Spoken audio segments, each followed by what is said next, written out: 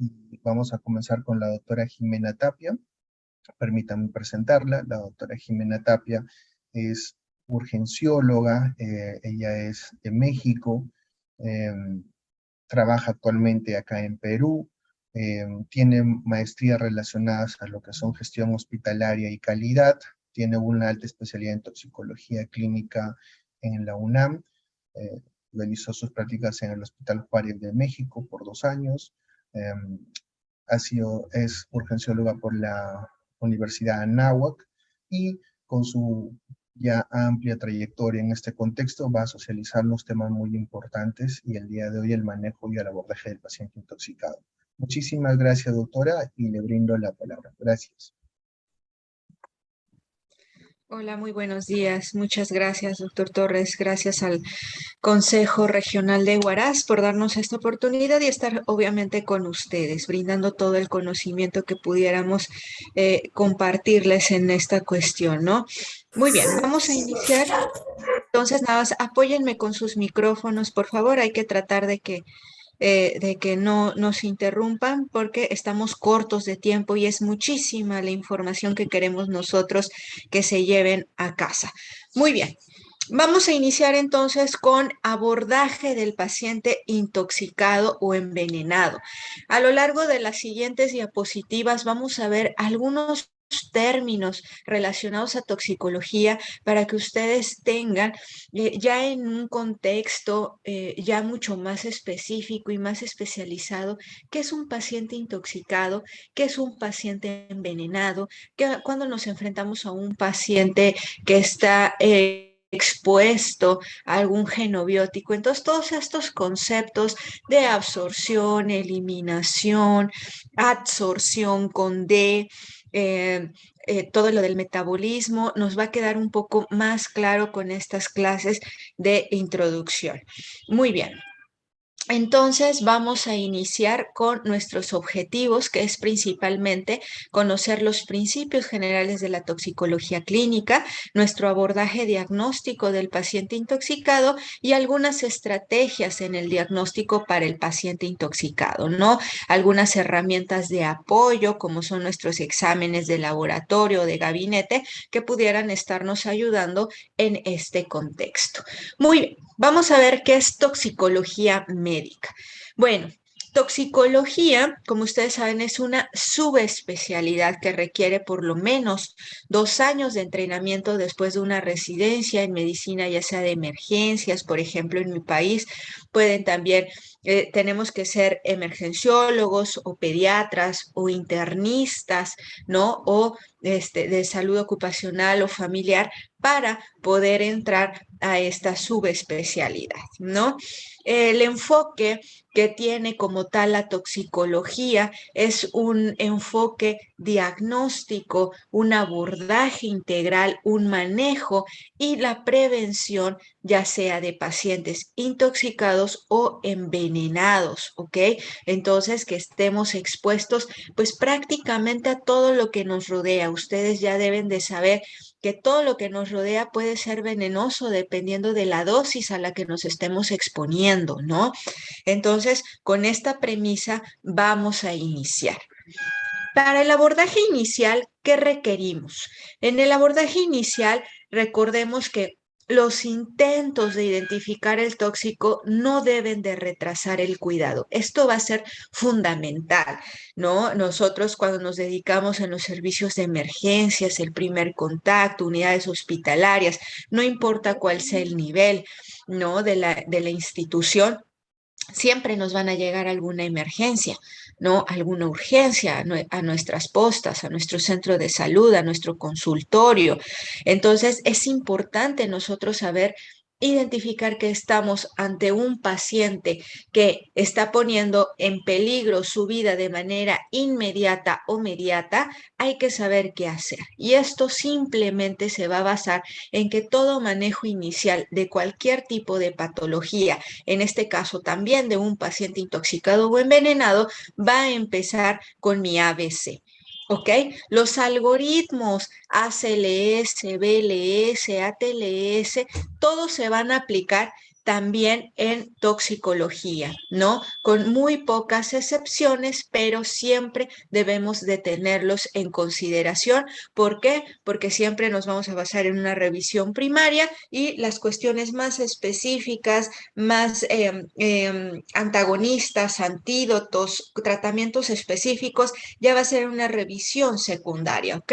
Y una vez que todos estos pacientes estén estables, ya comenzaremos a considerar cómo minimizar la biodisponibilidad. ¿A qué nos referimos? Ya con esto que vamos a ver en la siguiente clase, aquellos métodos que nos van a ayudar, dependiendo de algunas características que vamos a ver, a disminuir la probabilidad de que se absorba esa sustancia y también, en caso de que no alcancemos a llegar en ese momento, a aumentar la eliminación de dicha sustancia o de dicho genobiótico, ¿no? Entonces, todo se inicia con mi ABC.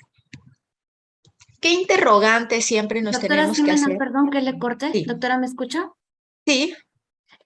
¿No está compartiendo sus diapositivas, doctora? Ay, discúlpenme. A ver, miren, ya está, llevo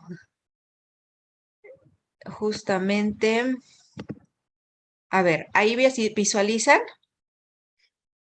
Sí, sí, doctora. Ok, vamos a iniciar, entonces las voy a pasar. Es prácticamente nuestros objetivos. ¿Listo? Disculpen. Qué bueno que me dijeron, si no yo ya me iba a seguir de largo. Bien, nuestros objetivos, ¿no? Hablábamos de qué era la toxicología en realidad, las interrogantes, ¿no? Disculpen, aquí ya. Ay, sí, listo. No había visto, perdónenme. Ya, aquí estamos entonces con las interrogantes. ¿Qué tenemos nosotros que considerar cuando estemos frente a un paciente que esté intoxicado o esté envenenado, ¿no? Siempre hay que ver, pues, lo primero que se nos viene a la mente. ¿Qué fármaco llegaron a tomar? ¿Qué sustancias estuvieron expuestos? ¿Cuándo? Es otra de las interrogantes que siempre deben de tener presentes. El tiempo es algo determinante para nosotros saber cómo vamos a abordar ese paciente. Ojo, aunque se trate de la misma sustancia, del mismo fármaco, el tiempo nosotros va a cambiar muchísimo el algoritmo si nos dicen que fue hace 30 minutos, fue hace 24 horas, fue hace 2 horas, fue hace 3 horas. Entonces, no van a ser recetas de cocina, más que mi ABC, eso sí es una receta de cocina, ¿ok? ¿Cuánto se tomó? Siempre hay que determinar eso, porque cuando llegan a referirnos a los pacientes, nos llegan las interconsultas, nos dicen, ok, hay un paciente que ingirió, no sé, paracetamol, fueron 30 tabletas, ok, muy bien, gracias, pero ¿cómo está ahorita? Estable, ok, sí, pero a mí me interesa saber de cuánto eran las tabletas, era un medicamento solamente paracetamol o era Excedrin, ¿no? Que es combinación de cafeína o puede tener ácido acetilsalicílico, ¿no? ¿Consumió algo más? ¿A qué hora fue? Todas esas cuestiones a nosotros es importante que nos lleguen a detallar para poderles brindar la mayor información y pues obviamente el mejor tratamiento para el paciente, ¿no? ¿Cómo fue tomada? Esto también. No va a ser lo mismo de que si lo bebió con agua, lo bebió sola, lo bebió con algún líquido de limpieza, lo bebió con alcohol, porque ahí estamos hablando entonces de coingestas y el metabolismo del fármaco también va a cambiar. ¿Por qué? Porque lo está ingiriendo con alcohol. Entonces ahí tenemos que visualizar que hay dos exposiciones, una al alcohol, otra al fármaco, y eso también determinará qué medidas yo puedo brindarle a mi paciente para disminuir o para aumentar la eliminación. ¿Ok? ¿Por qué se tomó? Esto es indispensable. A veces dicen, pero a mí qué me interesa, las tomo y punto. No, porque recordemos, no es lo mismo que un paciente te diga, llega un niño de 3 años traído por su mamá que de manera accidental bebió el líquido destapacaños que estaba en la cocina porque estaba en una botellita fosforescente, ¿no? Y le pareció curioso y se lo llevó a la boca. Ok, no va a ser lo mismo. ¿Por qué? Porque el niño obviamente siente que le quema, sabe mal y es probablemente una exposición muy superficial y mínima. Aquella persona en la cual lo hace con una intencionalidad de hacerse daño, que no se va a quedar solamente en un sorbo, probablemente se va a tratar de tomar toda la botella, va a dar tragos más grandes o lo pudo combinar con algo más, ¿ok? Entonces hay que considerar coingestas y otras cosas que puedan estar en todo el contexto del mismo paciente, ¿ok? Entonces esas son las interrogantes más importantes que hay que considerar en el momento en el que te llegue un paciente con una posibilidad de que esté intoxicado o envenenado. Bien, algunos de los conceptos, uno de los maestros en México, ¿no? Pioneros de todo lo que era la toxicología, el doctor Montoya siempre decía que el fracaso en el diagnóstico de las intoxicaciones se debe a que no pensamos en ellas, ¿no? Entonces, esto limita evidentemente algunos posibles diagnósticos diferenciales. Entonces, hay que tenerlo en consideración. Muy bien. Y aquí les traigo un casito, ¿no? Nada más para que entremos en contexto de cómo es que tenemos que abordar este paciente y vean que una vez que terminemos la clase, ustedes van a poder correlacionar más o van a poder vislumbrar de 20 posibles diagnósticos toxicológicos.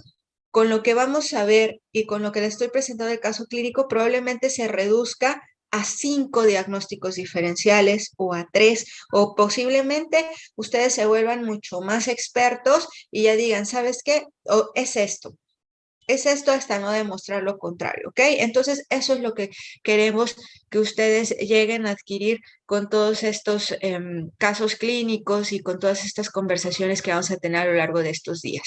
Bien, el caso clínico entonces nos habla de un femenino de 45 años de edad que tiene antecedente de depresión de larga evolución en tratamiento. Y como siempre, ¿no? Desconocen, no nos saben decir con qué está para la depresión. Probablemente nos hacemos una idea, ¿no? Tiene discusión con su pareja, se encierra en su cuarto aproximadamente a las 16 horas. Dijimos que es importante el tiempo, ¿no? Porque así yo voy a saber en el momento en que llega a la unidad hospitalaria. Y es encontrada por su familiar 4 horas después. Entonces aquí ya nos estamos viendo que, bueno, fue a las 4 de la tarde. Entonces, más o menos a las 8 de la noche está encontrando apenas a su familiar con pérdida del estado de alerta y la lleva al hospital más cercano. ¿Cuánto tiempo creen que haya transcurrido? Puede ser 4 horas y media, 5 horas, ¿no? Dependiendo cuánto hayan tardado en llegar a la unidad hospitalaria. Muy bien. En la sala de urgencias se encuentra una paciente taquicárdica, febril, con periodos de somnolencia que alterna con periodos de agitación psicomotriz y aparentes alucinaciones, así como nistagmus horizontal y vertical, tiene la piel seca, caliente y tiene un globo vesical. Dijimos que estaba febril entonces, ¿no? A los 20 minutos de llegada presenta crisis convulsivas tónico-clónicas y en el electrocardiograma solo nos refieren que presenta un bloqueo de rama derecha y tiene un QRS en 140 milisegundos. Es lo único que hemos podido tomarle a su ingreso en el servicio de emergencias. La están canalizando, le están controlando las crisis convulsivas y todo, pero pues no se sabe más datos, ¿ok? Y todos estos son todo lo que encontraron porque dijimos, bueno, traigan todo lo que encuentre del paciente y veamos a qué pudo haber estado expuesto. Y nos dijo el familiar, yo encontré todo esto en la habitación, doctora, con todos esos blisters vacíos y estaban todos tirados por todos lados de la recámara. Ok, listo. Entonces, ¿ven cómo nos estamos enfrentando a un sinfín de posibles diagnósticos, ¿no? Y aparte de que no sabemos en realidad, ¿ingirió todos? Esos blisters estaban vacíos, estaban todos llenos. ella usa, para qué los usa, por qué los tiene ahí en su habitación, fue a comprarlos, no fue a comprarlos, cuánto tiempo tienen, todo eso hay que preguntar. ¿Listo? Muy bien. Entonces, ya lo tenemos en la mente, nuestro caso clínico, y lo vamos a ir resolviendo conforme vayamos pasando toda nuestra clase. Conceptos básicos. Dijimos que teníamos que saber que era una intoxicación, ¿no? Y que era un envenenamiento. Entonces, intoxicación. Esto va a ser, o lo entenderemos, a un conjunto de manifestaciones clínicas y bioquímicas que desencadenan un efecto de toxicidad de un genobiótico. Pero me van a decir, ¿qué es un genobiótico? Es toda sustancia de origen químico que cuando ingresa a nuestro cuerpo nos provoca un efecto, ¿ok? En este caso, un efecto dañino por las dosis en las que se está ingiriendo, ¿ok? Entonces, eso es como decir fármacos, pero en un contexto general, un genobiótico, porque puede ser también una sustancia química, ¿no? Pero todo es un producto hecho por el hombre con un propósito. Y envenenamiento. Entonces, ¿a qué nos referimos con envenenamiento? A que es toda aquella manifestación clínica y bioquímica, pero que es secundario ¿a qué? A una exposición por un veneno, un agente biológico producida por un animal. Y es lo que llamamos animales de ponzoña, que también van a ser uno de los temas que vamos a tocar a lo largo de este curso. ¿Por qué es importante? Y ustedes lo están viendo ahorita un poco más por todas las olas que hemos tenido también de exposiciones a ciertas sustancias. Pues es que en realidad la génesis de todas estas intoxicaciones y envenenamientos se mezclan con diversos factores. Esto puede ser a lo largo de toda la vida del ser humano y esto va a depender prácticamente de nuestros tres pilares, del hospedero, de la gente y del medio ambiente, ¿no? Para ello, requerimos entonces un método diagnóstico en el cual pueda ser un poco más dirigido y nos apoya a nosotros como médicos de primer contacto a poder identificar y abordar de una mejor manera a este tipo de pacientes.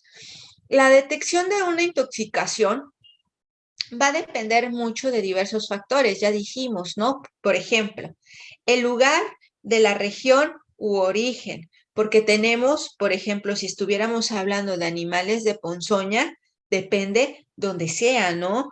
Probablemente vamos a tener más exposición a mordeduras de serpiente, pues en la zona de la selva, ¿no? O más mordeduras de araña en la región del centro.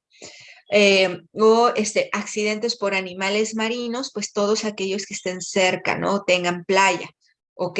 Estacional, va a depender también, bueno, si es un accidente cuando se trata por animales de ponzoña, de igual en ese periodo, en esos meses, es cuando salen los animalitos a reproducirse. Entonces, estamos mucho más expuestos a podernos encontrar con cierto tipo de animales, ¿ok?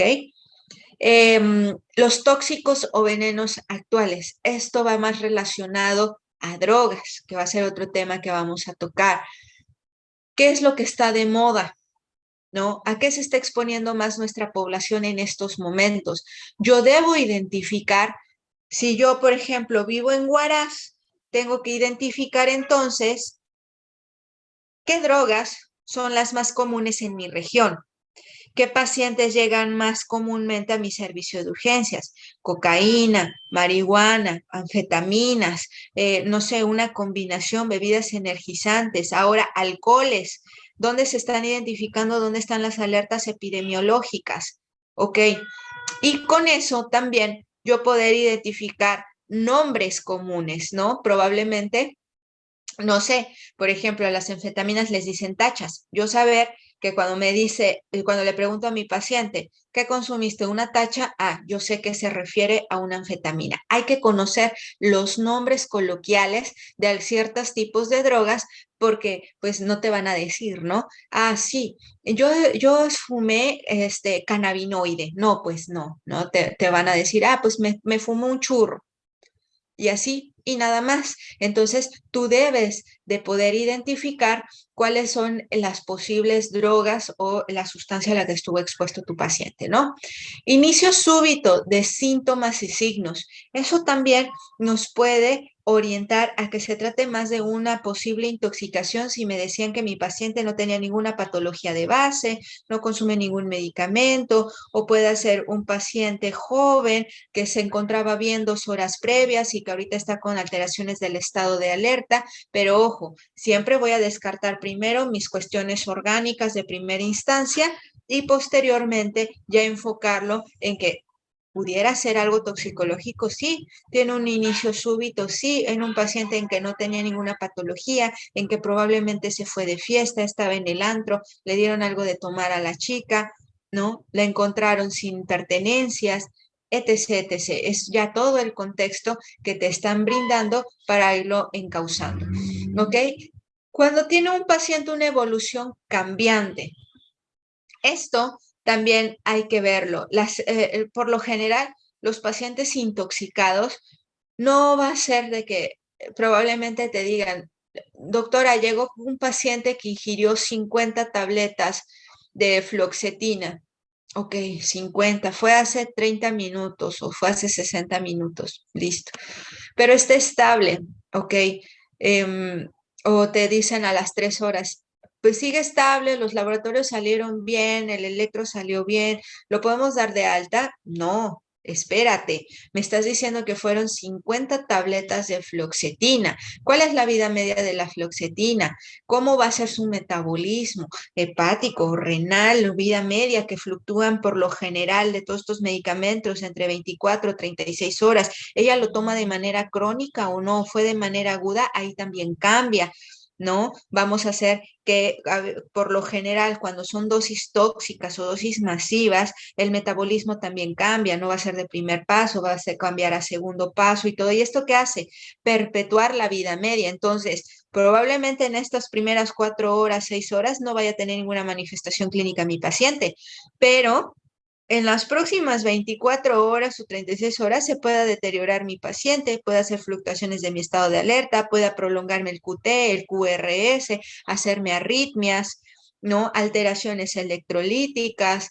Entonces, hay que considerar eso. Por eso, aunque les digamos observación, pero es observación por algo, ¿no? Es porque hay que esperar, por lo general, la vida media del medicamento y estar monitorizando continuamente a tu paciente. ¿Listo? 5, pruebas diagnósticas y terapéuticas. Aquí vamos a hacer un enfoque mucho más minucioso ahorita, porque ustedes saben que desafortunadamente en cuestiones de intoxicaciones no contamos con pruebas diagnósticas, ¿no? O estándares de oro, que pudiera ser uno. Es porque son costosos, no se encuentran disponibles en el país, ¿no? O tuvieran que trasladarse, no sé, a Lima o eso para poder identificarlos y aún así en Lima no se procesan, sino se mandan a otro país y te tardan hasta 7 días en regresar un resultado. Poco factible. Otro, que puede ser es de que pues yo no me voy a esperar a una prueba que va a tardar 2 horas, 3 horas al día siguiente a que me digan que sí efectivamente estuvo expuesto y mi paciente ahorita está inestable, que no le estoy brindando ninguna medida para disminuir su absorción o aumentar su eliminación, que eso compromete la vida de mi paciente. Eso no te puede detener para tú brindarle la atención. Cuando tienes una sospecha clínica o un antecedente de una exposición a cierta sustancia. ¿Ok? Y siempre tener en consideración todos mis diagnósticos diferenciales. Y es lo que siempre les digo. Ok, ya descartaste que es alteración del estado de alerta. no es por ninguna cuestión orgánica, tiene tomografía, lo valoró el neurólogo, tú ya viste que no estuviera convulsionando, que no tuviera nada, ok, trastorno electrolítico, glucosa, ¿no? Todas esas cuestiones, ok, listo. Entonces sí hay que hacer ya un enfoque mucho más toxicológico en el cual seamos un interrogatorio más minucioso para ver posibles exposiciones, ¿ok? En la historia clínica, ya dijimos que dentro de nuestras preguntas, dentro de nuestro abordaje, siempre debe de haber el por qué, accidental o intencional, y ya vimos las causas. ¿Dónde? Tóxicos disponibles. ¿Dónde fue el accidente? ¿Fue en casa? ¿Alguien está enfermo en casa? ¿Qué medicamentos tienen en casa? ¿O fue en la casa del abuelo cuando es, por ejemplo, niños o adolescentes que tienen el contacto con los medicamentos de los abuelos o si viven con ellos, ¿no? En el trabajo, cuando son accidentes laborales. Entonces, todas estas cuestiones ya nos van encaminando. ¿Qué? ¿No? Siempre es ¿qué vio? No veo medicamentos, ok, vaya de nuevo, porque ya sé que probablemente por la premura, traerlo en el hospital y todo, uno no se fija, tome fotografía de donde lo encontró, busque minuciosamente en toda la casa cuando son sobre todo intentos suicidas que llegan a esconder o a tirar, ¿no? Lo que hayan consumido, busque a ver si encuentra algo que nos pueda orientar porque en lo que yo lo estoy tratando, estoy viendo por clínica y todo, estoy estabilizando al paciente, si me brinda alguna otra información el familiar. ¿Cuándo? Ya sabemos que esto va a ser indispensable para saber cuánto tiempo ha pasado entre la posible ingesta y que llega al hospital. O puede ser como hasta cuando pregunta si es un accidente cerebrovascular. ¿Cuándo fue la última vez que usted lo vio bien? Es igual. ¿Cuándo fue la última vez que usted lo vio bien? Ok, y a partir de eso, ¿a qué hora lo encontró? Y ya con alteraciones del estado de alerta, ok, hay que considerar también ese tiempo en el que nadie lo pudo ver, ¿no? Y que probablemente ya ahí cambien diversos parámetros. El comportamiento. Antes de ingresar, hubo convulsiones, vomitó, lo hicieron vomitar, ¿no? Que eso también es importante, le dieron algún remedio porque nunca falta, ¿no? No le di un vaso con leche o le di un vaso de agua con sal para poderlo hacer vomitar o le metí el dedo, ¿no? Entonces, todas esas cuestiones son importantes y sobre todo ver si lo trae, por ejemplo, un paramédico, cómo estaban sus signos vitales a su momento en que lo encontró, cómo te llega y si hubo alguna variación en su traslado, ¿no? Que eso también es muy importante y nos ayuda mucho para ver si hay algún tipo de fluctuación. ¿Qué otros factores inducen a una sospecha de intoxicación?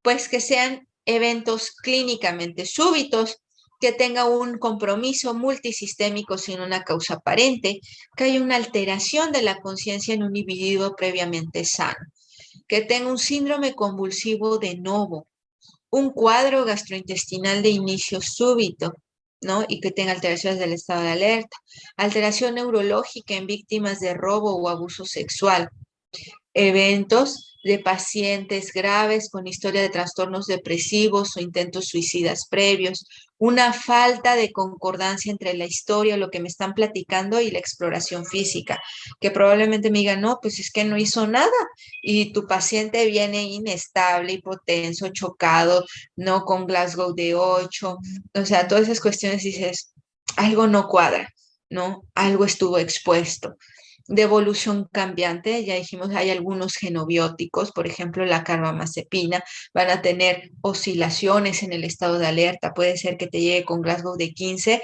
y a los 30 minutos, a la hora, ya estás diciendo, oye, ya lo tengo que intubar.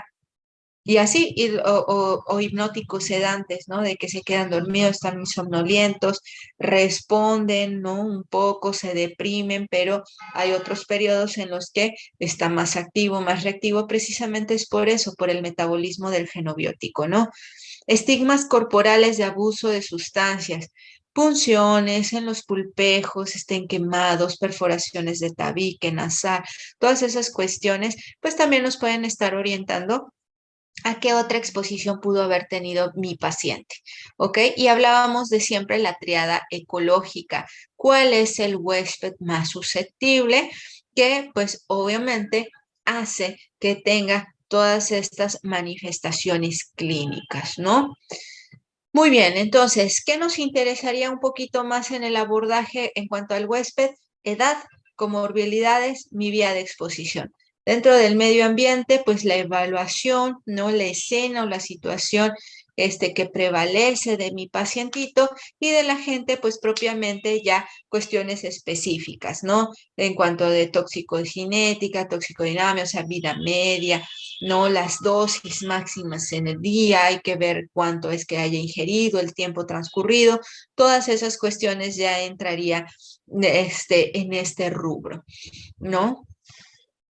Muy bien, entonces, y recordar siempre que los niños, ¿no? Siempre, siempre, siempre van a tener una visión diferente a lo que nosotros estamos observando ya como adultos, ¿no? Nosotros sabemos que eso es riesgoso, no hay que tocarlo, entonces hay que tratar de mantener todos esos productos fuera del alcance de los niños, más ahora, ¿no? Que hubo mucho más exposiciones y más intoxicaciones en niños, porque ahora en la pandemia permanecían más tiempo en casa y créanme que la casa siempre va a ser un peligro para los niños. Es también un lugar muy inseguro en cuestiones de exposición y de posibles intoxicaciones. Y aquí lo vemos, en todas partes hay algo en lo que se pueden estar exponiendo nuestros nenes y que puedan provocarles pues un grado de toxicidad, ¿no? Dependiendo obviamente todo lo que hayan podido estar ingiriendo o lo que hayan tenido contacto. ¿Qué otra cuestión va a ser importante dentro de mi abordaje del paciente intoxicado? Aquellas interacciones farmacológicas. Debemos de recordar que siempre vamos a tener pacientitos que, pues si me duele la cabeza, si me va a dar gripita, si siento dolor en la rodilla, siempre se están tomando algún AINE, algún analgésico, ¿no? Toman algún medicamento de base. Entonces, todo eso puede modificar vidas medias de los propios medicamentos y puede provocar ciertos grados de intoxicaciones, de aumento de la disponibilidad de los medicamentos o una disminución en la eliminación de los mismos. Entonces, ojo con todo, hay que ser minuciosos en, ok, me llegó porque ingirió, no sé, algún medicamento, ¿no? Ingirió salicilatos, aspirina, con eso intentó suicidarse, pero sabemos que como tiene una patología de base, ella toma quetiapina o tiene convulsiones y aparte tiene ácido valproico y es hipertensa, entonces tiene losartán y le diagnosticaron diabetes hace un mes, entonces está tomando metformina, todo eso lo toma de base y más aparte hoy precisamente se tomó 20 tabletas de ácido acetilsalicílico. Ok, hay que ver de toda la gama que está teniendo de base, qué interacciones puede estar teniendo mi paciente. ¿Por qué? Porque puede haber una sinergia o van a haber cuadros más floridos hacia algún tipo de medicamento, precisamente porque puede actuar en los mismos receptores, ¿no? Entonces, hay que tenerlo siempre en consideración. ¿Ok? Muy bien. Y pues bueno, ¿no? Sabemos que en nuestro día a día, en todo lo que nos rodea, siempre estamos expuestos a todo posible producto que pueda condicionarnos a algún grado de toxicidad, los plaguicidas, los juguetitos, ¿no? Intoxicaciones por plomo, que bien sabemos, todos los tanques de gas, todos estos productos a granel que llegan a vender en mi país es muy común, ¿no? Que estén así, pasan y siempre te dicen, ah, mira, aquí se vende cloro, bueno, ya le llamamos cloro a todo aquí, lejía, ¿no? La lejía, o mire, le venden una combinación que ellos también hacen y este es buenísimo para el cochambre de la cocina. No saben ni qué es, ni qué tipo de combinación y llegan ese tipo de intoxicaciones por inhalación, ¿no? O porque aparte de todo, las señoras, ¿no?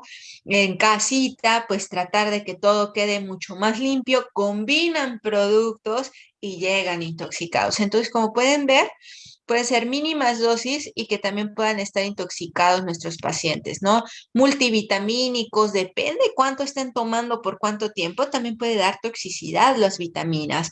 Entonces, los plaguicidas, los rodenticidas, los fosfuros, para toda la cuestión de los roedores, ¿no? Todo esto obviamente estamos expuesta al día a día. Y no olvidemos los animales de ponzoña, ¿no? Los alacranes o escorpiones, la Latrodectus, el oxoceles, la foneutria, mordeduritas por hormigas, las hormigas de fuego, todas estas cuestiones, abejas, avispas, ¿no? Serpientes, todo esto, medusas, todo estamos expuestos dependiendo obviamente de nuestra flora y nuestra fauna. Drogas de abuso, entonces vean, ¿no? Las bebidas energizantes, todas estas medidas alucinógenas que ya se están teniendo, hasta los propios limpiadores de computadora, es un sinfín de productos que en verdad están en el mercado y que te llegan de pacientes intoxicados que tú dices, pero ¿cómo está consumiendo esto?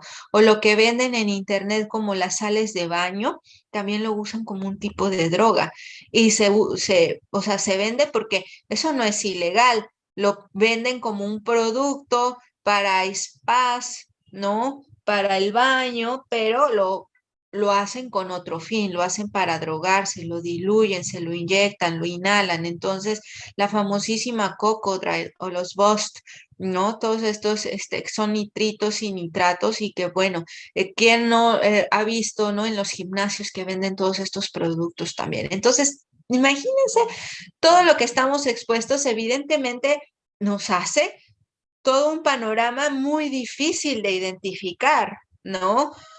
Entonces, tenemos que ser muy minuciosos, casi detectives, ¿no? Y de estar preguntando qué otra cosa. Así, probablemente cuando les dices, ¿qué medicamentos toma? Pues te va a decir ninguno porque no tengo ninguna enfermedad. Pero si le preguntas, oiga, pero pastillas para algo, para el sueño, alguna cuestión naturista, vitaminas, te van a sacar una fila de productos o de remedios que pudieran ellos estar expuestos, ¿no? Entonces, ojo, hay que tener mucho cuidado porque todos estos son casos reales de lo que nos llega y que hacemos nuestro compendio para obviamente mostrárselos a ustedes. Las plantas de ornato, plantas que están al acceso de todos, que llaman la atención de los niños, ¿no? Cuando están jugando a la comidita y que van al jardincito y hacen todo su mezclita y que llegan a consumirlos. La manzanita del amor venenosa, contiene también ciertas cantidades de cianuro. Allá hay uno que se llama capulín, pero hay uno que es venenoso y uno que sí es de consumo humano, entonces hay que saberlo identificar muy bien. Las de estas cuestiones de las de ornato de pata de elefante, el anís estrella es una de las intoxicaciones más frecuentes en México, porque dan tecitos de anís para el cólico, pero ojo, el anís estrella, dosis muy altas, puede llegar incluso a matar al bebé.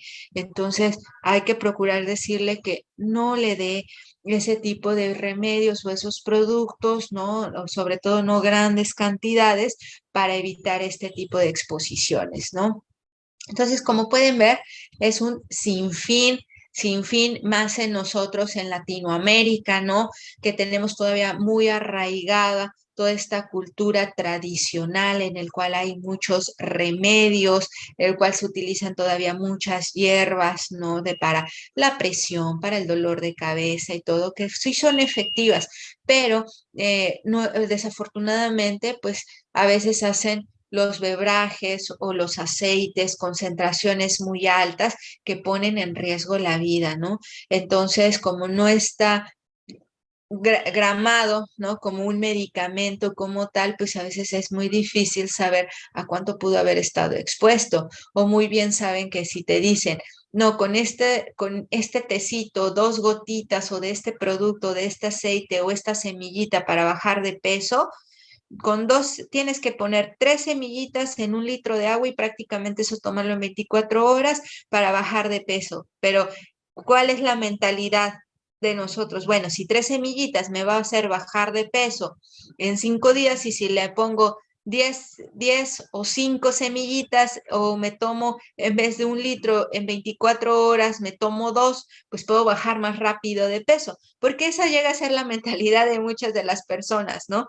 Dobletean todo lo que les dicen porque el efecto va a ser pues mucho más rápido, ¿no? O el doble, esa es la lógica. Entonces llegan los pacientes con arritmias fatales, ¿no? Entonces, ojo con esas situaciones. Entonces, ya vimos que hay muchas dificultades también dentro del abordaje, ¿no? Que dijimos que algunas de ellas es porque rara vez llegamos a encontrar manifestaciones patognomónicas como tal. Y eso tienen toda la razón. En toxicología raramente vamos a poder encontrar un toxíndrome plenamente puro. ¿Por qué? Porque va a haber coingestas, por el tiempo, por múltiples factores, ¿no?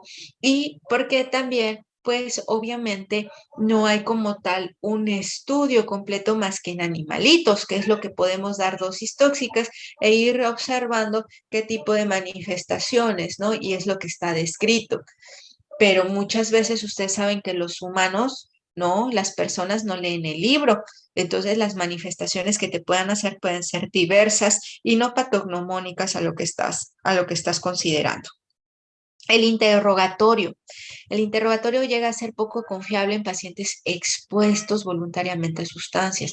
Y eso sí, miren, por más que tengan un paciente que digan es un paciente psiquiátrico, 4º intento suicida, pero si me está diciendo que ingirió 20 tabletas o 50 o 100 tabletas, y aunque yo lo vea de lo más normal posible, créanle, créanle, es mejor decir, voy a hacer todo con la premisa de que estoy ante un paciente que puede deteriorarse y estar grave, a que yo lo subestime, lo deje ir, no le tome estudios de control, no lo esté monitorizando y regresa a mis servicios de emergencia en paro o comatoso o aspirado, ¿no? Entonces, créanle porque obviamente no vamos a saber si fue cierto o no fue cierto, pero sí, estamos haciendo una mala praxis, ¿no? Muy bien, entonces, y la esfera neurológica es una de las más frecuentemente afectadas, entonces eso también dificulta nuestro diagnóstico, ¿no? ¿Por qué? Pues si mi paciente me llega con un Glasgow bajo o poco cooperador o agitado, pues va a ser imposible yo preguntarle de una manera directa, y más si te llega con un familiar de que pues yo ya lo encontré así, no sé, ¿no? O muchas veces hay negación por parte de los familiares de ¿consume drogas? No. Mi hijo, no, no consume. Y ya cuando le dicen, oye, pero salió, bueno, una vez, hace mucho, no, pero ahorita ya no. No, no creo que haya sido por eso, ¿no? Entonces, eso también nos dificulta a nosotros en cuestiones diagnósticas, ¿no? Pero vamos a ir viendo perlitas clínicas, sobre todo para que ustedes puedan identificarlo mucho más fácil. Las alteraciones cardíacas, gastrointestinales, ácido base, generalmente aparecen en fases agudas de la intoxicación, ¿ok? Y dependiendo del genobiótico, también puede ser unas cuestiones mucho más tardías, pero hay que tenerlo en consideración. Las manifestaciones de toxicidad, ya sea a nivel hematológico, hepático, renal, ¿no? Ya esto pues lo vamos a ver más tardíamente, precisamente por todos los mecanismos de feedback que pueda llegar a tener nuestro cuerpo para tratar de compensar todo lo que esté sucediendo en agudo, ¿ok? Ahora sí, vamos a empezar con estrategias diagnósticas. Vamos a ver algunos puntos útiles dentro de nuestro quehacer diario. Entonces, ya vimos que la sospecha y la búsqueda incansable una vez que ya esté estable mi paciente, pues va a ser fundamental, ¿no? Cuando yo esté identificando algún tipo de toxíndrome, vamos a ver mi paciente. Ok, tiene diagnósticos. Ya vimos que mi historia clínica va a ser importante y que tengo que hacer las interrogantes más importantes. A mi examen físico, ojo, siempre o como debe de ser desde la punta de la cabeza hasta los pies, pero mucho más en toxicología. Hay que ver, está caliente, está deshidratado, está rojo, está seco. La piel es muy importante en toxicología verla.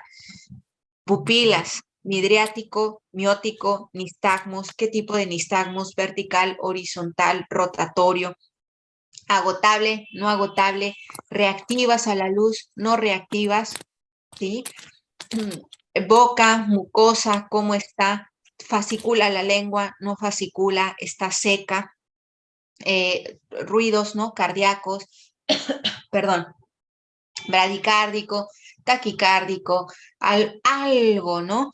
Campos pulmonares y, ojo, algo que siempre se nos olvida, sobre todo en los servicios de emergencias, pero esto ya entraría en una cuestión de revisión secundaria cuando ya tengan un paciente intoxicado, ruidos peristálticos. La peristalsis va a ser fundamental también para poder determinar qué tipo de método de disminución de la absorción le voy a estar brindando a mi paciente. Y eso también nos da bastante información para ver si se correlaciona algún tipo de toxíndrome. Tiene aumentada, disminuida, globo vesical, no tiene globo vesical, tiene incontinencia o no. ¿Me explico? Entonces hay que hacerlo mucho más minucioso. Reconocimiento de toxíndrome, ahorita vamos a ver algunas de las características de los toxíndromes más representativos de toxicología, porque son varios, hay subsíndromes, y las pruebas diagnósticas, ¿ok? Y en cuanto al tratamiento, ya dijimos indispensable, ABC, a partir de la D, cuando en nuestra revisión primaria dijimos déficit neurológico, ok. Ya cuando vamos a una revisión secundaria que estemos hablando meramente de un paciente intoxicado, la D lo mandamos para métodos de descontaminación. ¿Hay algo que realizarle a mi paciente? La E para algún método de eliminación, ¿es candidato o no es candidato? ¿O existe la posibilidad? Y la F ya es de focus, que es una terapia específica, ¿ok? Que lo más recomendable es guiada por algún especialista, un toxicólogo que les brinde toda la ayuda posible para que ustedes atiendan de la mejor manera a su paciente. Y aquí vemos algunos, esto todo lo encontramos en Facebook, ¿no? Esta chica va de fiesta y se coloca un papelito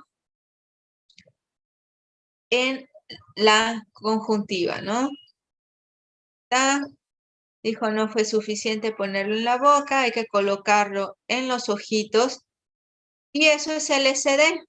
Lo que están en esos papelitos es LSD. Y pues lo más común es que se lo coloquen en los carrillos, esté en la lengua, se absorbe ese papelito y y ya empiezan a tener los efectos, ¿no? Ahora se los colocan también en los ojitos y vean, ay, ¿qué pasa después de una? Los efectos propiamente, ¿no? Es la misma pacientita y ahí. Entonces, así es como pueden llegar a los hospitales, ¿no?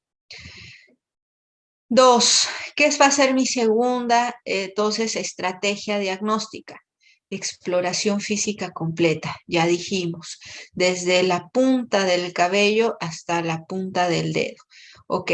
Y esto nos va a servir entonces para ver si podemos englobar algunas de las manifestaciones, si nos brinda mayor información o podemos dirigirlo hacia algún tipo de toxíndrome, ¿ok? ¿Pero qué es un toxíndrome? El toxíndrome es un conjunto de signos y síntomas típicos de un tóxico dado, ¿ok? Sí va a ser una herramienta muy importante para nosotros clínica, ¿no? Que permite relacionarlo y distribuir correctamente todo aquel abordaje que yo le vaya a estar haciendo a mi paciente. Pero ojo, era lo que les comentaba. solamente el 40% de todos los casos vamos a encontrar un toxíndrome meramente puro, ¿ok? Entonces, aquí va a depender también de qué tipo de genobiótico, porque, por ejemplo, puede ser que un solo medicamento me pueda brindar diversos toxíndromes, pero yo ya sé que ese está englobado en esos 3 tipos de toxíndromes y pues obviamente las manifestaciones van a ser más encaminadas hacia eso, ¿ok? Pero eso es una premisa. Muchas veces van a poder decir, ¿sabe qué, doctora? No, es que no sé, está diaforético, pero también está taquicárdico y me está haciendo fiebre, pero no está seco como me está diciendo, o está miótico, o está miótico, pero está seco. Entonces, no tiene que ser así porque usted me dijo que el anticolinérgico tenía que estar midriático y no coincide. Entonces, ahí entra la premisa y te voy a decir, hubo una coingesta, lo combinó con alcohol, cuánto tiempo pasó, o ese era un producto combinado, ¿no? Que no solamente era un solo medicamento, sino que son pastillas en los que tienen 2 tipos de medicamentos, toma alguna otra medicación de base, consumió alguna otra cosa o alguna droga. Entonces, todo eso va a hacer que haya fluctuaciones en las manifestaciones clínicas. Pero ojo, hay algunas posibilidades diagnósticas dependiendo de ciertas características. Y vamos a empezar con el aroma o los olores. Por ejemplo, almendras amargas, dicen que esto es algo muy característico de pacientes que estén expuestos o intoxicados con cianuro. Pero ojo, no quiere decir que todo lo que nos llegue con cianuro va a oler a almendras amargas. ¿Por qué? Porque el tener la percepción de almendras amargas solamente lo va a poder percibir un grupo muy pequeño de personas a nivel mundial, porque es una variante genética en el cual tienes la capacidad de identificar precisamente cuando una almendra se echa a perder. Yo, por ejemplo, yo no huelo eso. Por más que me llegue y sea cianuro el que esté enfrente de mí y yo sepa por laboratorio y todo que o me traigan que consumió cianuro, no voy a oler almendra amarga porque yo no tengo esa capacidad, ¿no? No tengo esa modificación genética que me permite identificarlo, pero hay personas que sí, ¿ok? Por eso es que lo describen en todos los libros de toxicología, en todos los artículos que puedan haber y encontrar un poquito sobre el abordaje de un paciente toxicológico por características clínicas que las almendras amargas se corresponde a una posible exposición a cianuro. Zanahoria a cicuta. El olor a frutas, recuerden siempre que hay que descartar cetoacidosis diabética o también por algún alcohol tóxico, por ejemplo el isopropanol. Olor a ajo, eso sí es muy identificable, ¿no? Organofosforados, arsénico, selenio, dimetilsulfóxido, pero lo que más es común, organofosforados, sí tienen ese pequeño aroma, ¿no? Peculiar. La gasolina, pues cualquier producto de petróleo destilado, el alcanfor, intoxicaciones por naftaleno, todas esas bolitas para la humedad y eso, ese olor característico, así huele, ¿no? Peras, el hidrato de cloral, un plaguicida, huevo podrido, óxido de azufre o ácido sulfídrico, heno recién segado o recién cortado, así lo describen, el fosgeno, y el pescado que huele a pescadito podrido, sobre todo fosfuro de zinc. ¿Ok? Entonces, esos son como algunas de las que pudieran ser más característicos en cuestiones de aromas. Ahora bien, ¿cómo poder identificarlo si son alguna exposición o alguna manifestación a nivel de la piel? Cuando tengo una piel diaforética, o sea que esté muy sudoroso mi paciente, puede traducirse a diversos genobióticos, por ejemplo, simpaticomiméticos, organofosforados, salicilatos y fenciclinidas. Esto sería lo más representativo. Obviamente, como les digo, si todo lo que estamos expuestos puede ser veneno, ¿no? O puede generar un grado de intoxicación, hay miles, una lista interminable de posibles causas, ¿no? Pero esto es lo más representativo que pueden estar encontrando. Piel seca, sobre todo anticolinérgicos y antihistamínicos. Ojo, vayan viendo todos estos detalles porque con el caso clínico al final ustedes me van a decir que a qué toxíndrome se pudiera correlacionar más nuestro paciente con las características que les estoy dando. Bulas, barbitúricos y otros hipnóticos sedantes o mordeduras por animales de ponzoña. Rash acneiforme, hidrocarburos aromáticos, clorinidratados o dioxinas también llamadas, o bromuros. Si está rubicundo, o sea, rojito, como remolacha, ¿no? Como nos dicen algunos toxíndromes. Anticolinérgico, pero también puede ser por ácido bórico, monóxido de carbono, dependiendo la fase en la que esté, o cianuro, ¿ok? Y la cianosis, por ejemplo, ergotamina, nitratos y nitritos, fenazopiridinas, dapsona, ¿no? Azul de metileno. Entonces, pueden ser diversos genobióticos. ¿Listo? Pero estos, como les vuelvo a repetir, son de lo más común que pueden estar encontrando. Y aquí hay algunos ejemplos, ¿no? Así son las bulas, por ejemplo, con pacientes en UCI de tiempo prolongado, que están con barbitúricos, dosis altas, ¿no? Pueden provocarle, pues, dependiendo de la susceptibilidad del paciente, este tipo de bulas.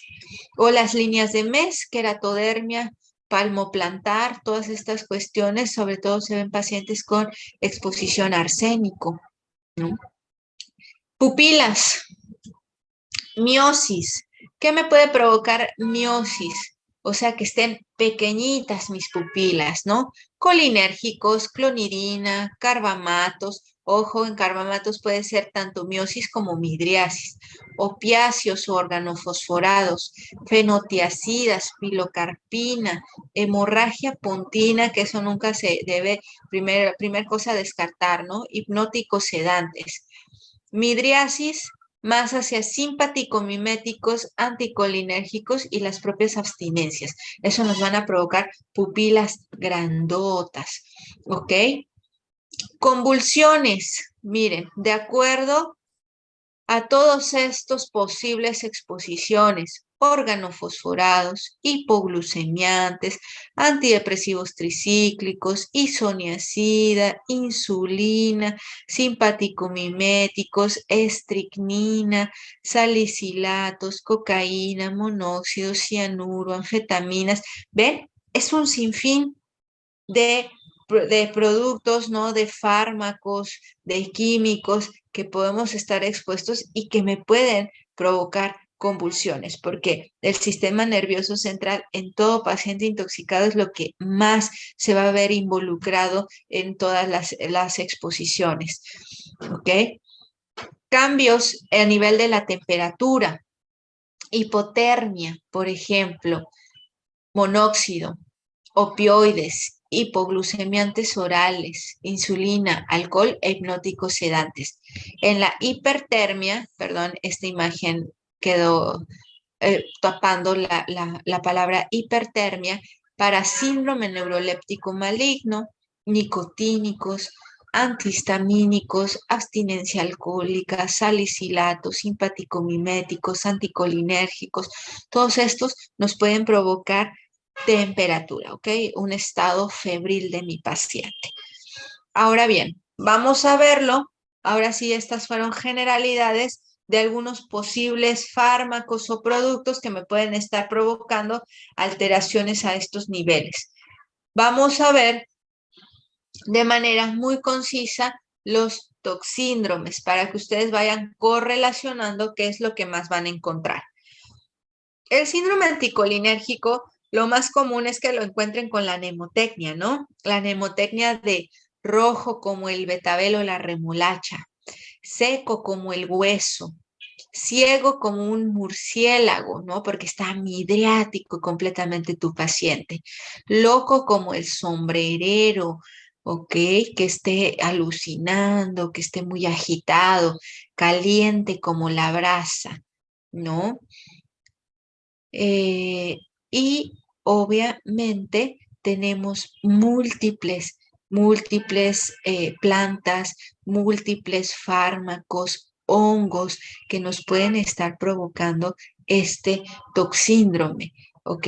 Entonces, ¿cómo voy a encontrar a mi paciente? Rubicundo, lo voy a encontrar seco, deshidratado, mucosa seca, ciego, o sea, midriático, poco reactivo a la luz, el loco como sombrerero, alucinando, ¿ok? Agitado, caliente como la brasa, o sea, va a ser fiebre mi paciente, va a estar febril, ¿ok? Eso sería un síndrome anticolinérgico, ¿ok? Ahora bien, pasemos al extremo contrario, un síndrome colinérgico. Ojo, mi síndrome colinérgico se va a dividir en dos. Uno que sea meramente encaminado a receptores muscarínicos y el otro a receptores nicotínicos. Y vamos a ir viendo.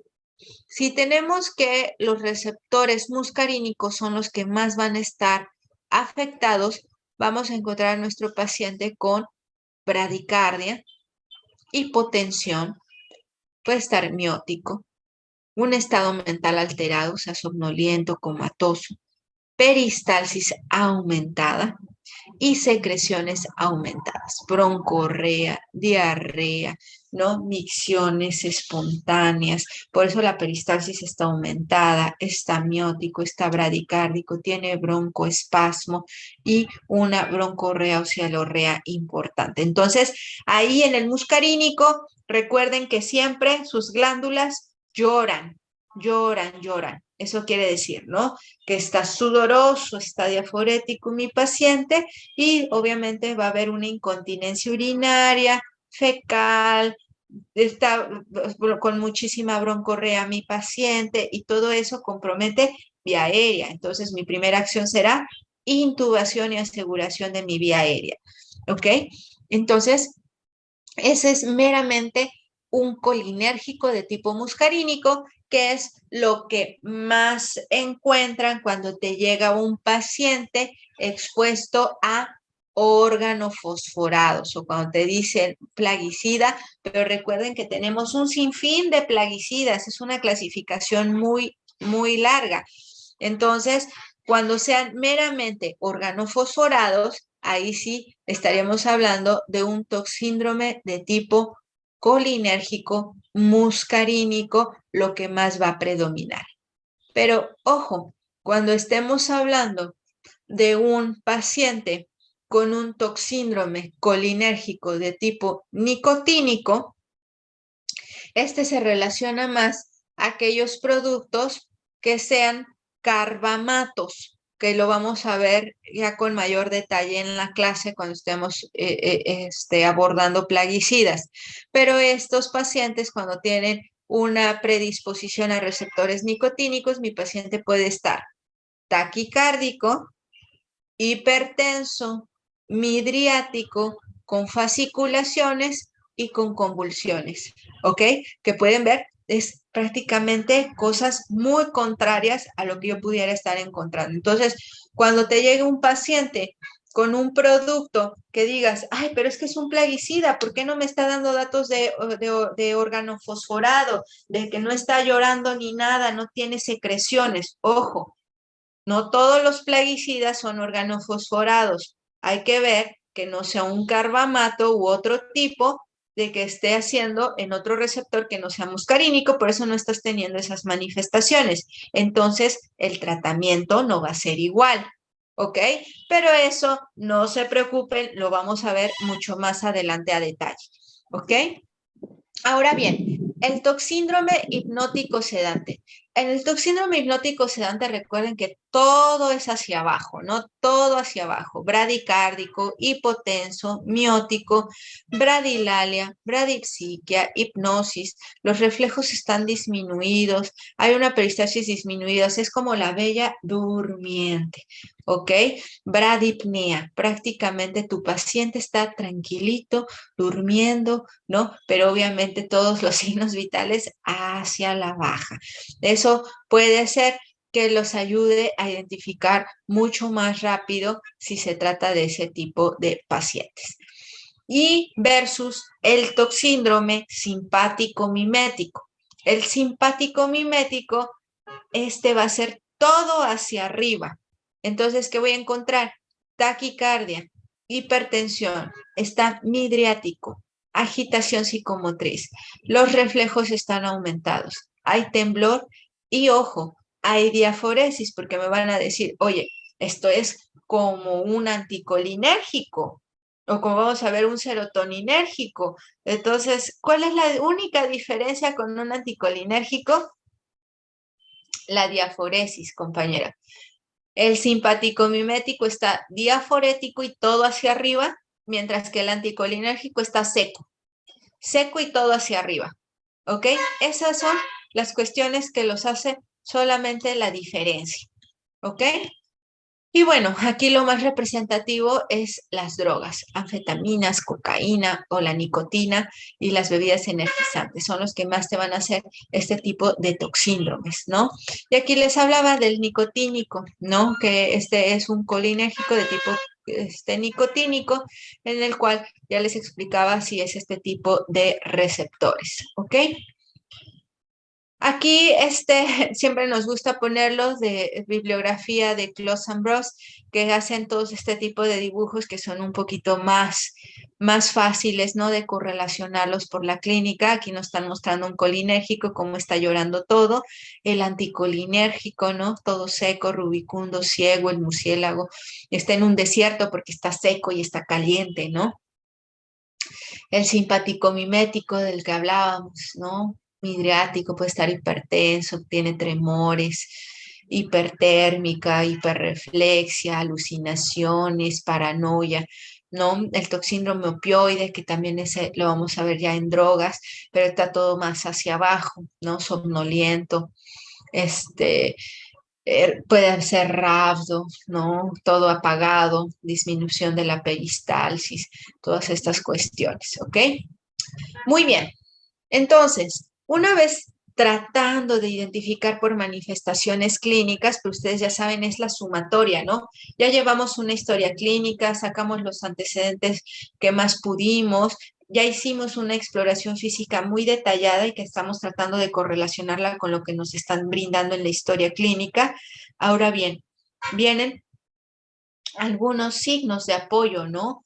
Por ejemplo, la miosis. Dijimos algunas posibilidades, pero tenemos mnemotecnias que nos pueden estar ayudando. Miosis, sobre todo nos basamos en COPS, colinérgicos, clonidina, opiáceos, organofosforados, pilocarpina, sedantes e hipnóticos. Midriasis con el triple AS, ¿no? Antihistamínicos, antidepresivos, anticolinérgicos o atropina y simpático-miméticos, ¿no? Entonces, eso también nos puede estar ayudando, ¿no? Y hay algunas otras cuestiones, sobre todo para metales y todo, que podemos encontrar algunas manifestaciones. Y el nistagmus es algo que también no buscamos de manera intencionada muchas veces cuando estamos explorando un paciente intoxicado. El nistagmus nos ayuda también a poder discernir entre algún tipo de sustancia u otra, por ejemplo, hipnóticos, sedantes, solventes, el alcohol, el litio, intoxicaciones por alcoholes tóxicos, ¿no? El PCP, todos estos nos provocan nistagmus, ¿ok? Entonces, eso nos puede estar ayudando. Muy bien. Ahora, estrategias diagnósticas.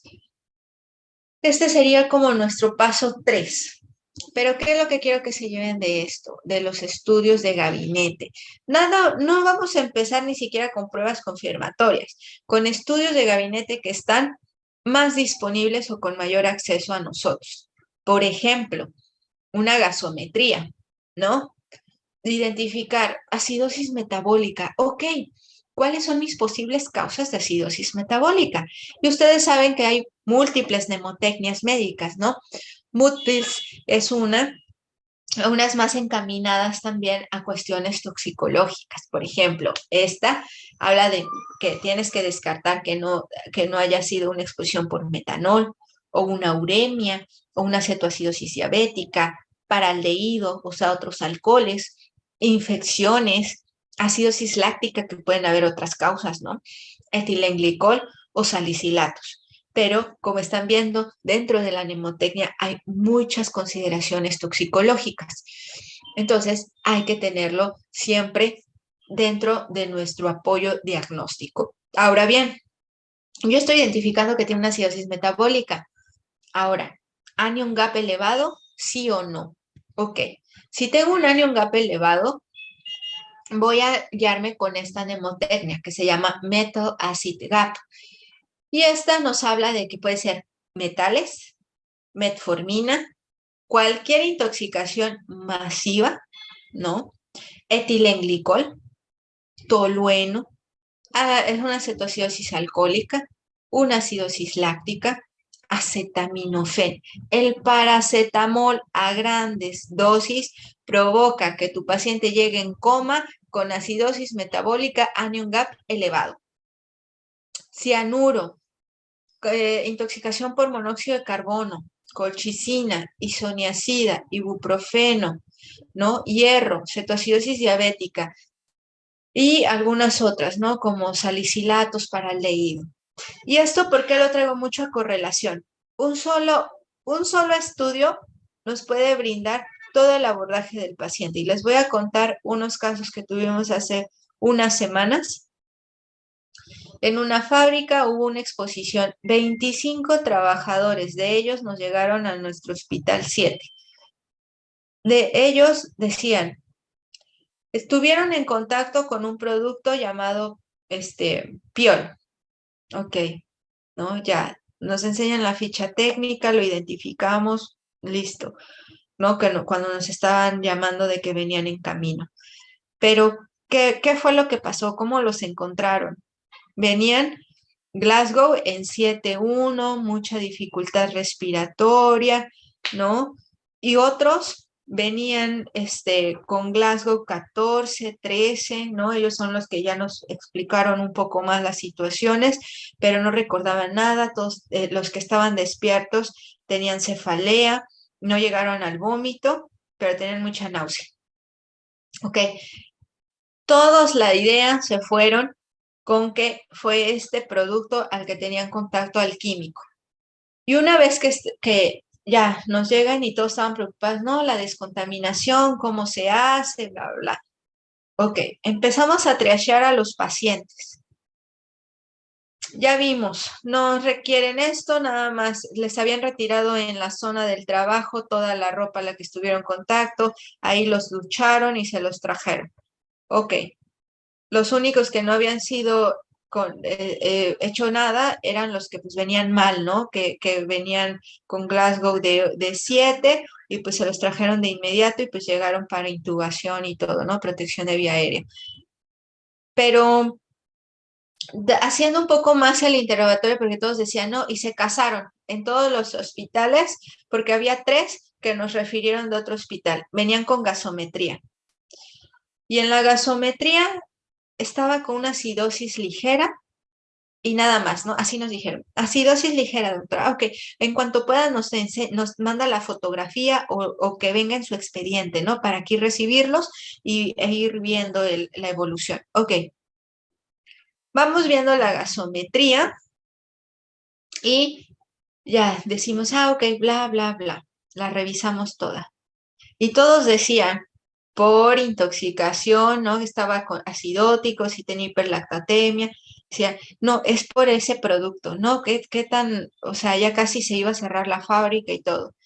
Cuando le preguntamos intencionadamente qué fue lo que pasó a los trabajadores, nos dice uno de ellos, entraron 2 de nuestros compañeros a una cisterna donde está este producto, pero el producto está contenido en su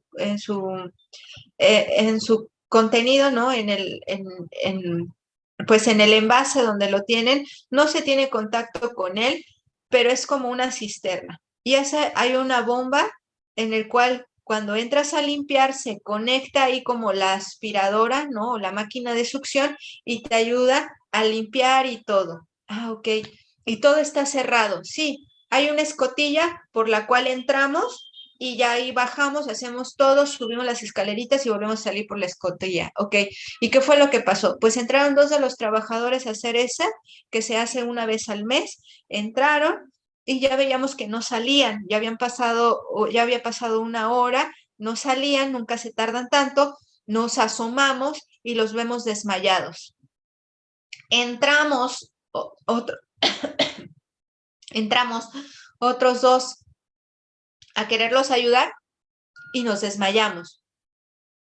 Y entraron, y así estuvieron entrando, de 2, de 3 y todo, porque había más víctimas. Y en total fueron 25 personas expuestas. ¿A qué? Y todos decían que al producto. Y tú leías la ficha técnica y identificabas qué tipo de producto era y decías, no correlaciona la clínica con lo que me están contando. Entonces, regresamos con los que estaban en trauma shock, que eran los más graves, ¿no? Los que estaban intubados y que son los que traían gasometría.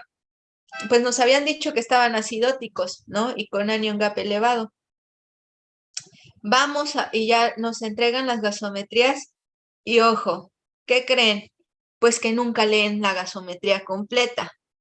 Carboxihemoglobina, 50%, otro 35%, y son los que estaban intubados.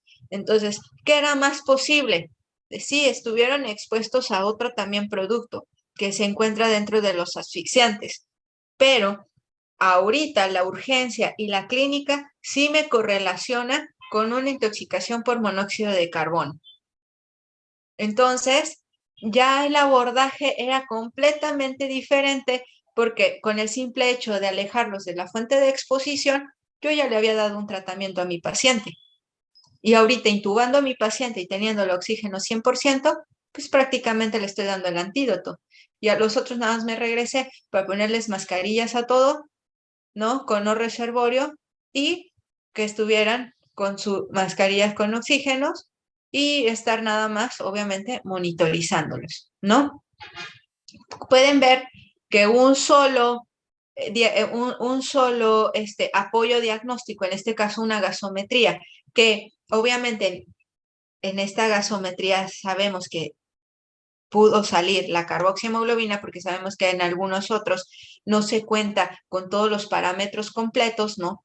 También hay que ser conscientes, pero si lo tenemos, procuren leer toda la gasometría cuando tengan sospecha de algún tipo de intoxicación y más aún alteraciones del estado de alerta que no sepan qué fue lo que pasó.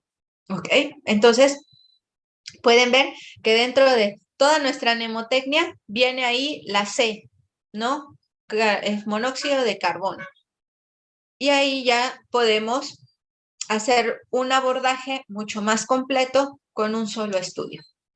Muy bien, el electrocardiograma. El electrocardiograma también sirve muchísimo en toxicología, sobre todo porque sabemos que algunos genobióticos pueden provocarnos prolongaciones del QT o del QRS, ¿no? Sobre todo que todo lo cuestiones psiquiátricos, antidepresivos tricíclicos, antipsicóticos, ¿no? Esos son los que más nos llegan a tener alteraciones del ritmo. Entonces, ojo con eso, ¿ok? Algunos otros estudios complementarios, por ejemplo, la orina. En la orina hay algunos hallazgos que pueden estar encontrando, ¿no? Por ejemplo, cristales de oxalato de calcio cuando son intoxicaciones por etilenglicol, pero ojo, aquí va a depender mucho del tiempo en el que se tome y no siempre se pueden observar, pero sí hay reportes. Orina de color naranja o rojizo, pues siempre hay que estar pensando, ¿no está en tratamiento con rifampicina mi paciente? O bueno, ya si fue una intoxicación o una exposición, mercurio o plomo o fenazopiridina. La orina color rosa más hacia cefalosporinas o ampicilina, orina color café, tetracloruro de carbono o orina de color azul, sulfato de cobre o azul de metileno, ¿no? Y así son las orinas, ¿no? De alguno de nuestros pacientes.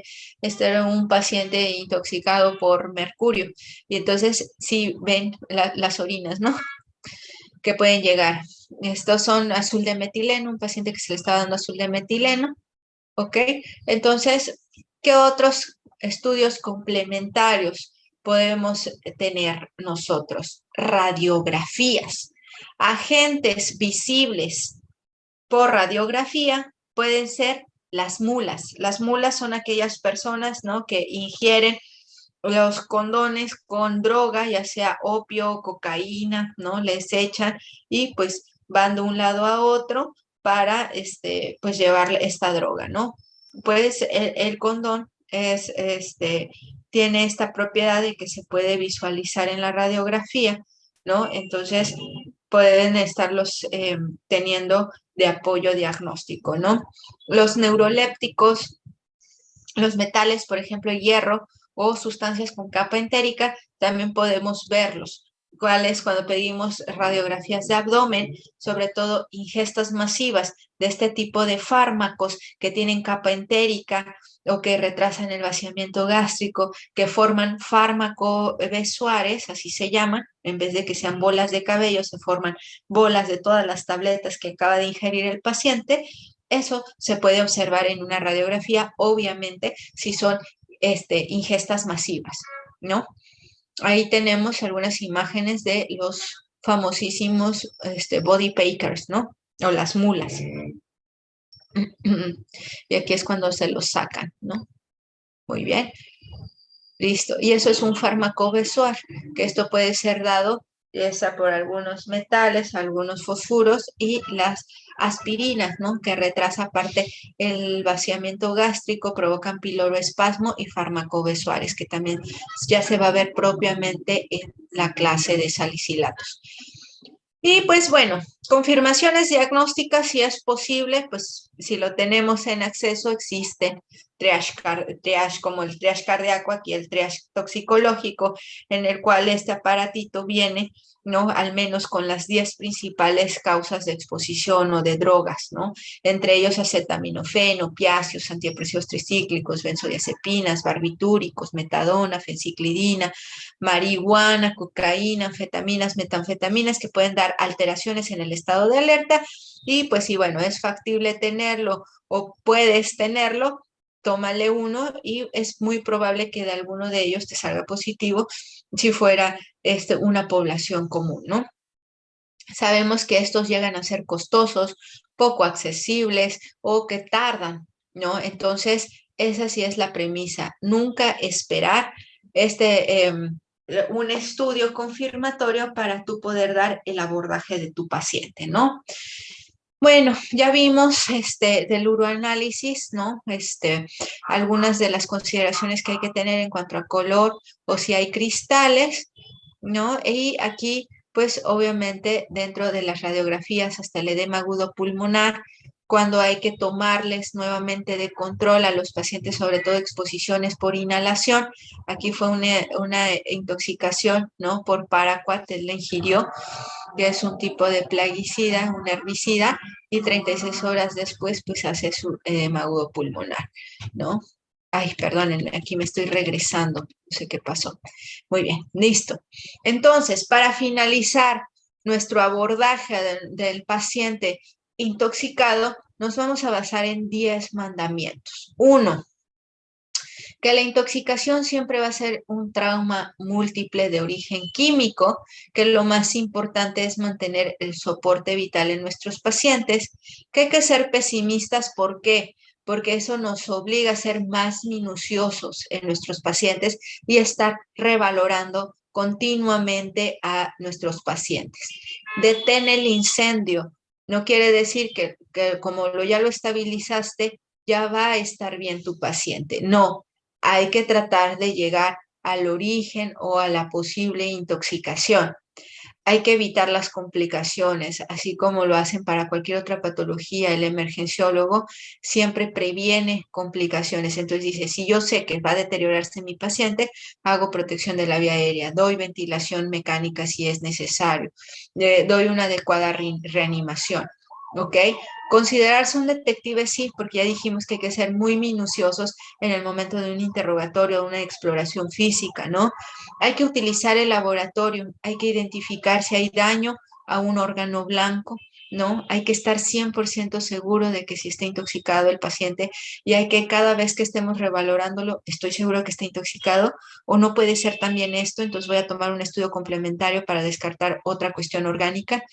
Hay que considerar el tratamiento especializado en su debido momento, ya sea antídotos o pruebas diagnósticas que puedan llegar a ser terapéuticas también, ¿no? Siempre hay que seguir siendo pesimista porque recordemos que son oscilatorios estos pacientes, entonces siempre mucho cuidado con ellos y el manejo no consiste en utilizar curitas, ¿no? Sino llegar a la raíz del verdadero problema, que eso sería obviamente ya pues el final, ¿no? La cereza del pastel, ya poderlo identificar y saber que no va a volver a estar expuesto mi paciente a ese tipo de genobiótico, de producto, de animal de ponzoña, ¿no? Entonces, ese es nuestro día a día. Estos son algunos de los casos que nos llegan, ¿no? Múltiples exposiciones, intoxicaciones, envenenamientos y que bueno, es lo que vamos a ver a lo largo de este curso taller en los próximos días.